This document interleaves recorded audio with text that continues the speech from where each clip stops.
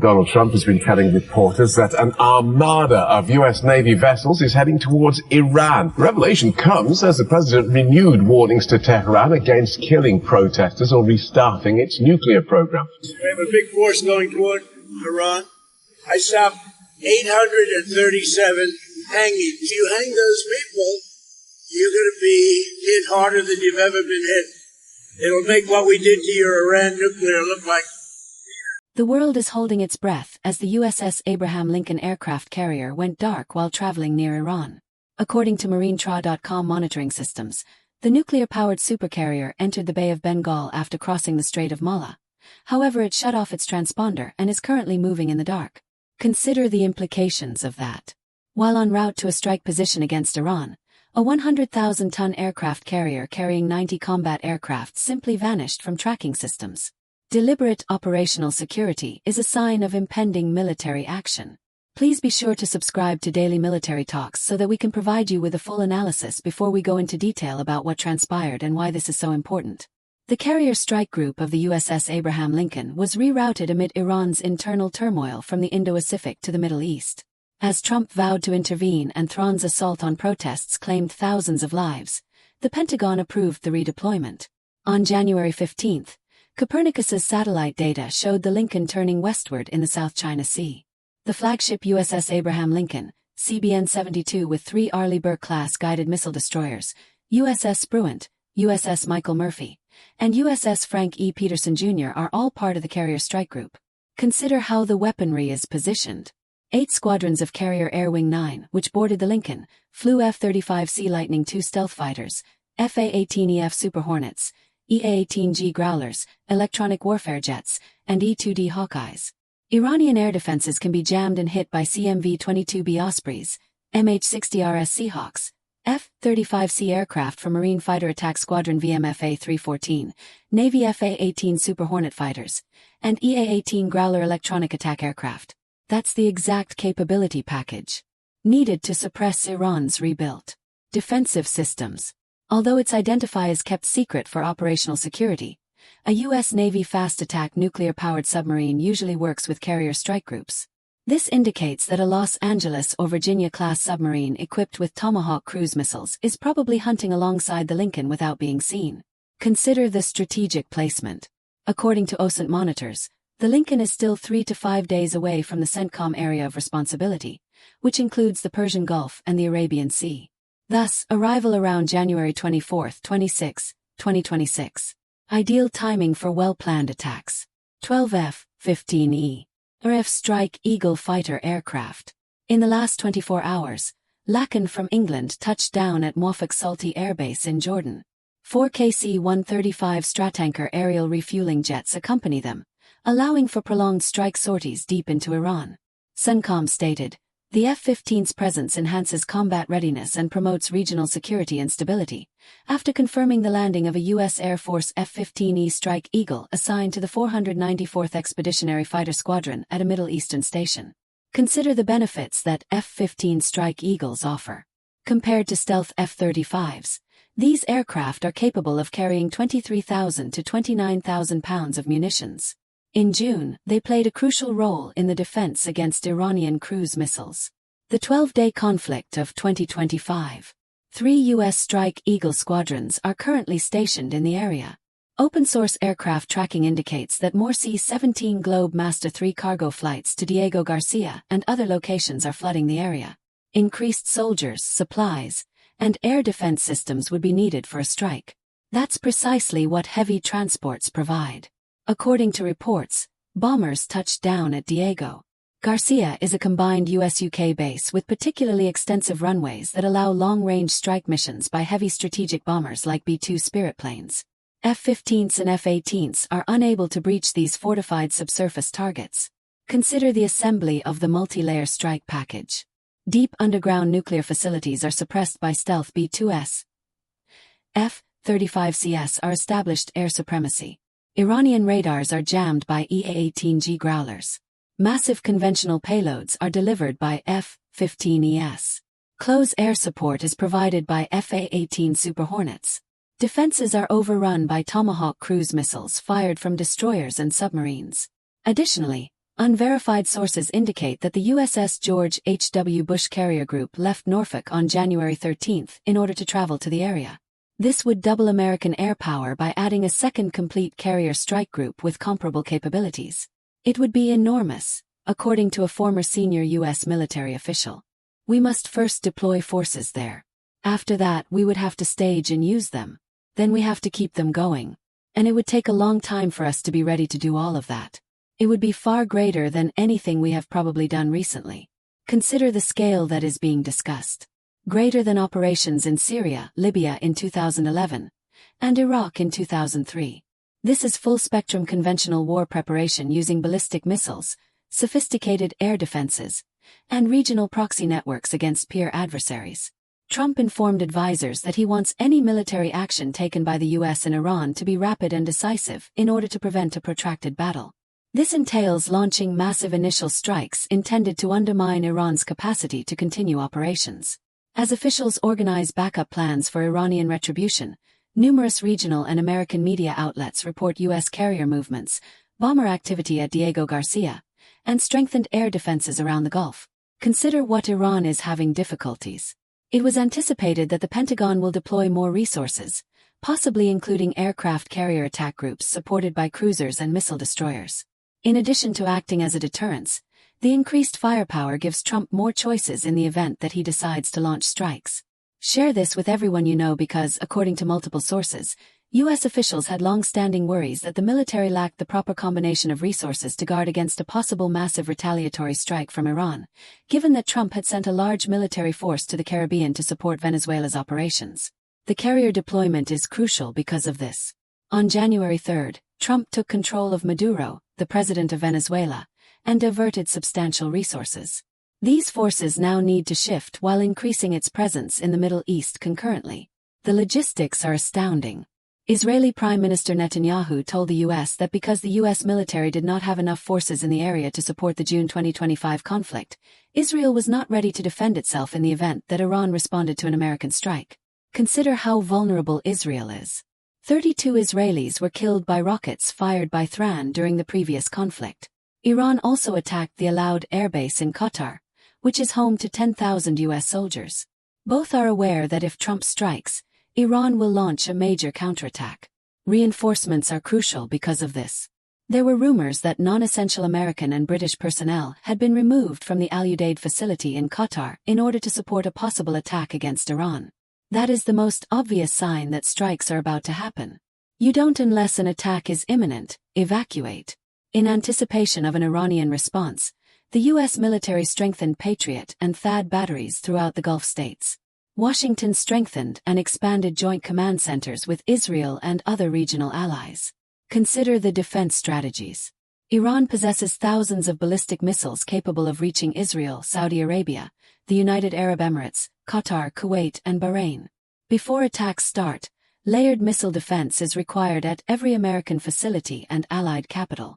Over the past 2 days, the IDF Operations Directorate, Planning Directorate, and Israel's defense attaches have increased communication with CENTCOM and the Pentagon in order to prepare for various situations. Israel's multi-layered defensive posture was strengthened when 3 new F-35I Adir stealth warplanes touched down at Netam Air Base. Reports on social media mention GPS interference with Iranian airspace and what appears to be the deployment of electronic warfare to test devices that weaken Iranian sensors and radars. That's reconnaissance setting up the battlefield and conducting jamming tests prior to actual operations. Consider what Iran believes is evolving. A large American carrier strike force is on its way. Signs of an impending attack include bombers in Diego Garcia, 3 F-15 squadrons in Jordan, evacuations from Qatar, strengthening air defenses, and testing electronic warfare. Over the past week, Trump has consistently claimed that Iran had stopped executing individuals and delayed hanging hundreds of demonstrators. He presented this as the reason he refrained from attacking, but military preparations then became more intense. "Nobody convinced me," Trump said to reporters on January 16. "I persuaded myself. You had more than 800 hangings scheduled for yesterday. No one was hanged. The hangings were cancelled. That had a significant effect." However, in the past 2 days, foreign media sites have reported increased clandestine preparations for a large-scale operation. Consider the operation of deception. Trump publicly asserts that he is holding fire because Iran has ceased slaughtering demonstrators. In the meantime, people evacuate bases, bombers stage, fighters advance, and carrier groups deploy. Traditional deception prior to an unexpected assault. Tell everyone you know about this, as American authorities informed Jerusalem. After then, every choice is now available. They stated that the objective is to form a sizable coalition in the area, giving Trump a variety of choices in the event that he chooses to attack Iran. The realignment complies with instructions from CENTCOM to get ready for significant operational support that will be available around the clock for the next month as tensions with Iran escalate. That's not fast in-and-out strikes, but long-term combat operations. Consider the need for sustained operations. CENTCOM is not getting ready for a single bombing night. Infrastructure is being set up for a month-long campaign that calls for attacking the entire IRGC command structure, missile arsenals, naval bases, proxy networks, and nuclear sites. Trump's strike choices range from decapitating Ayatollah Khamenei to attacking nuclear sites once more, as well as surgical strikes on IRGC forces and Basaji paramilitary troops slaughtering demonstrators. Future operations may be less dangerous if Iran's air defenses and short-range standoff weapons are targeted. The United States is moving important air and naval resources to perform coercive deterrence and indicate preparedness for possible intervention in the wake of internal instability in Iran. Iranian retaliation against U.S. sites in the Gulf, Israeli land, and international energy infrastructure is a serious threat to any direct military strike. Consider what occurs when strikes start. Iran launches ballistic missiles against Camp Lemonnier, Prince Sultan Air Base, Aluad, and Al Afra right away. Hezbollah launches 150,000 rockets into Israel from Lebanon. Houthi militants target Red Sea shipping and Saudi oil facilities. The U.S. embassy in Baghdad is attacked by Iraqi militias. Instead of strengthening Iranian internal cohesion, external pressure or the loss of senior leadership could elevate hardline elements like the IRGC. Moderation in politics. The strategic conundrum is that strikes might increase. Iranians' Iran regime. Following the severe response from the authorities, protests over rising prices and devalued currency that started on December 28 seem to be fading. Human rights organizations and witnesses claim that demonstrations were mostly put down by a heavy police presence and lethal crackdowns. Consider the irony. Trump threatened to step in and assist the demonstrators. However, protests have already been put down by the time carrier takes a strike. What is the rationale behind the attack then? Nuclear program, regional proxies, regime change. The mission is constantly changing. Due to the increased danger of supply disruptions in the Red Sea and Strait of Hormuz, the Gulf War would have a significant influence on the world's oil and gas markets. Tanker traffic disruptions could lead to coordinated military reactions from allied and regional states. Every day, 20% of the world's oil travels via the Strait of Hormuz. Iran threatens to shut it down in the event of an assault. This would cause a global recession by driving up oil prices to more than $200 per barrel. Every nation has a financial interest in averting this conflict. Consider the increasing diplomatic pressure. The Gulf Arab nations of Egypt, Oman, Saudi Arabia, and Qatar warn the United States against attacking. At the UN Security Council, China and Russia issued a warning that military action is against international law and might lead to a catastrophic escalation. John Hoffman, a fellow at the Cato Institute, cautioned that attacking Iran would put U.S. forces in jeopardy throughout the Middle East and entangle Washington in domestic unrest without a clear end goal. Those who are demanding participation will probably push for ongoing engagement guaranteeing the fall of the regime, something the U.S. should refrain from given its overreach outside. However, Chief of Naval Operations Admiral Daryl Cottle emphasized that the U.S. Navy can relocate carrier strike groups worldwide in less than 2 weeks, underscoring the strategic reach and operational flexibility that are essential to the projection of American maritime force. Consider the demonstration of capability. Moving carriers from the South China Sea to the Persian Gulf in 10 days demonstrates to China and Russia that the United States can quickly concentrate overwhelming force wherever on Earth. That is deterrence via capability demonstration. Both the USS George H.W. Bush and the USS Theodore Roosevelt departed Norfolk within 48 hours due to maneuvers that analysts believe are related to increased force posture requirements. Neither finished typical training activities, emphasizing the need for speed. The highest American naval concentrations since the invasion of Iraq in 2003 are represented by 3 carrier strike groups that may converge on the Middle East, combined with forward-deployed fighter wings and bomber task teams. This produces a strike package that can sustain operations against Iran's hardened targets. The advent of a full carrier strike group offers an unparalleled mix of sea control, electronic warfare, sustained air power, and maritime strike capabilities. For weeks, the floating airbase produced more than 150 missions per day. Consider what Iran needs to accomplish right now. Turn on every air defense battery. Ballistic missiles should be dispersed to fortify mountain infrastructure. Proxy forces should be alert throughout the region. Get ready to retaliate strikes. Cut off the internet to stop protesters from coordinating. Wait for the American blow while hunkering down. This is the bottom line. The world is on edge as the most hazardous military conflict in years unfolds in real time. And Iran is scrambling as the USS Abraham Lincoln aircraft carrier moves into striking position. After passing directly over Malha and entering the Bay of Bengal, the nuclear-powered supercarrier turned off its transponder and went dark as it approached striking position. That is a 100,000-ton ship carrying 90 combat planes that purposefully vanishes from tracking. 3 Arleigh Burke destroyers, a nuclear attack submarine, carrier Air Wing 9 with F-35C stealth fighters, FA-18 Super Hornets, and EA-18G Growlers are all part of the USS Abraham Lincoln Carrier Strike Group, which will arrive in striking range in January 24-26. 12 RFF-15E Strike Eagles Jordan was landed by Laken Heath using KC-135 tankers. There are now 3 Strike Eagle squadrons in position. Diego Garcia is staged by the bombers. C-17 carries equipment through a flooded area. According to unverified rumors, the USS George H.W. Bush Carrier Group is also en route to the area, adding a second full strike group and increasing air power, which might result in the highest naval concentration since Iraq in 2003. Trump wants a quick and definitive outcome to prevent a protracted battle, which would entail massive initial strikes that would impair Iran's ability to operate. All Udaid Qatar's non-essential personnel were evacuated. THAAD and Patriot batteries are strengthened around the Gulf. Command centers were expanded. Electronic warfare experiments and GPS interruptions over Iran. Every sign of an impending attack. Netanyahu told the U.S. that major army buildup was necessary because Israel was unprepared to withstand Iranian aggression without sufficient U.S. help.